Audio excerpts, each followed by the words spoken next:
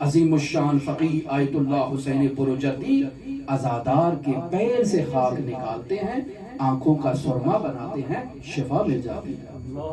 فقیہ اہل بیت کو عزادار کے پیر میں موجود خاک اس کو شفا عطا کر رہی ہے۔ فقیہ اہل بیت کو وہ نہیں کہہ رہا کہ پتہ نہیں اس نے نماز پڑھی تھی آج یا نہیں، میں ان عزاداروں میں کسی نمازی کو تلاش کر لوں، کسی تہجد گزار کو تلاش کر لوں،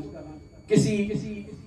صائم کو تلاش کر لوں، کسی متقی کو تلاش کر لوں، کسی فنا فی اللہ اور بقا باللہ پر فائز کسی عزادار کو تلاش کر لوں، پھر اس کے پیر سے خاک نکال کر آنکھوں کا سرما بناؤں؟ نہیں، یہ عزادار، یہ جتنے بھی عزادار ہیں حسین ابن علی کے عزادار ہیں۔ فقیہ اہل بیت نے بلا استثناء، بلا امتیاز کسی ایک کے پیر سے نکالا اور شفا حاصل کر لی، کیونکہ فقیہ اہل بیت اس عزادار کی قدر و منزلت کو بہتر جانتا ہے مجھے جاہل سے۔ میں اعتراض کر سکتا ہوں، فقیہ اہل بیت اعتراض نہیں کرتا، اسے ان احادیث کی نورانیت کا بھی علم ہے،